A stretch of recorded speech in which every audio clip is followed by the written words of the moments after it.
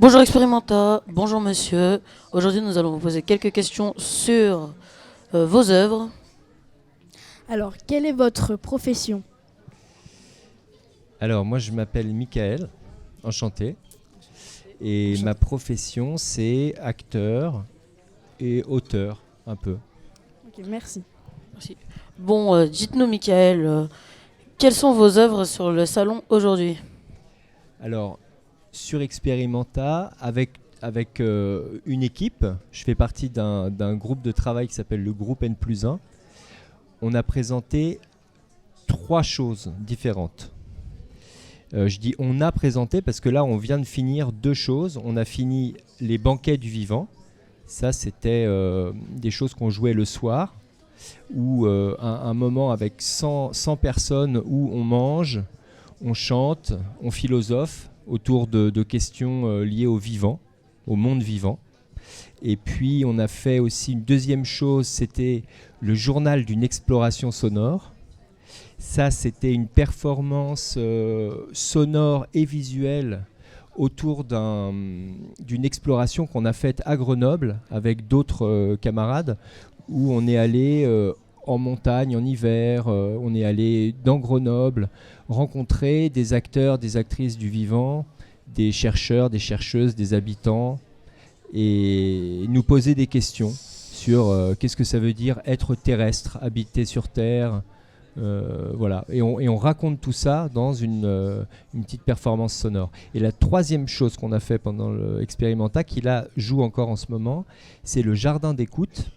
C'est une pièce dans laquelle on entre, qui est tapissée de laine, avec au plafond tout un tas de noms de spécimens vivants écrits au plafond, des végétaux, des animaux, des microbes, des bactéries, des montagnes, des fleuves. Et dans ce jardin d'écoute, on entend des histoires de spécimens vivants qui racontent leur vie. Voilà. Par exemple, une fourmi qui raconte sa vie. Merci Michael. Avec plaisir, Honoré. Alors, Michael, d'où vous êtes venu votre inspiration pour ces œuvres?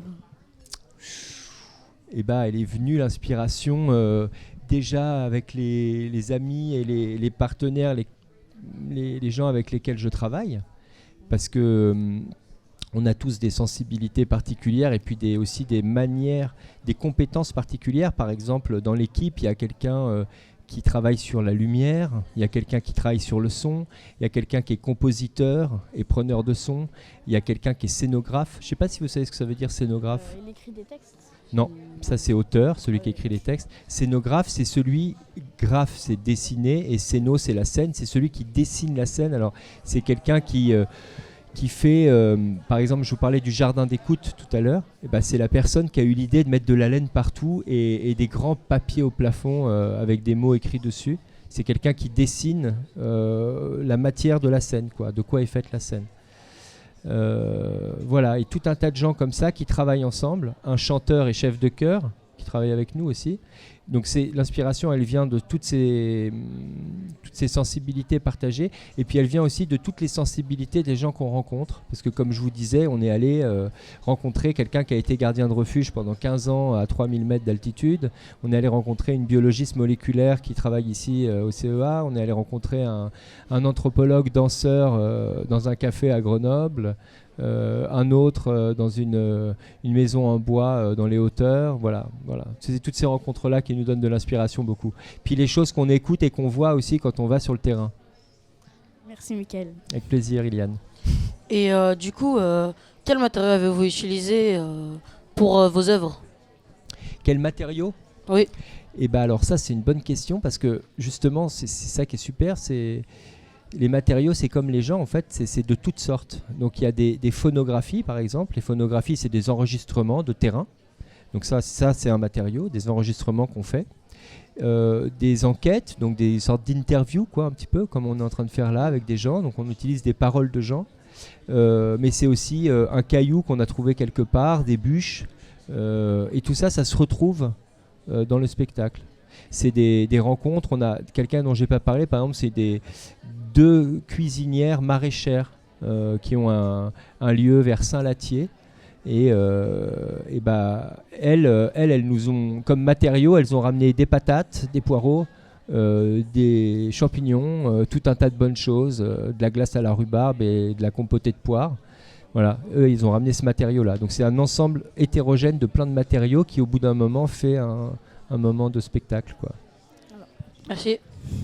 Combien de temps avez-vous pris pour réaliser ces 2 œuvres 3. 3 œuvres. On a pris à peu près, en fait, on va dire, ça s'est étalé sur 2 ans, quoi. Voilà. Merci. Après, c'est des petits bouts comme ça, c'est pas 2 ans à faire que ça tout le temps, mais voilà, ça a pris, c'est étalé sur 2 ans. Merci. Pourquoi avez-vous décidé de travailler sur le son pour vos œuvres? D'abord, c'est venu d'une rencontre parce que il se trouve qu'en ce moment, la personne avec laquelle on travaille, qui s'appelle Christophe Havard, qui est compositeur, preneur de son, c'est quelqu'un qui est très proche, avec lequel qui a participé activement à la création de notre dernier spectacle avant qu'on travaille ici à Grenoble. Et on avait envie de continuer à travailler ensemble. Et puis pour travailler sur le vivant, comme on nous a proposé de travailler là-dessus, autour du vivant, on s'est dit, mais peut-être que l'écoute, c'est une bonne porte d'entrée. Voilà. En se disant peut-être que l'écoute, le fait d'écouter, c'est même une action, peut-être une action fondamentale du vivant. Tu vois, peut-être que, parce que bon, les animaux, ils écoutent, c'est évident. Peut-être que les végétaux, ils écoutent aussi d'une certaine manière. Peut-être que la montagne, elle nous écoute là en face, peut-être un peu. Et voilà, on s'est dit que l'écoute, c'était intéressant comme porte d'entrée. Merci, Michael. Avec plaisir, Honoré. Merci d'être resté et d'avoir répondu à nos questions. Et à bientôt pour une nouvelle interview. Ouais, à bientôt. Ciao. À bientôt. Au revoir. Salut. Au revoir. Merci. Au revoir.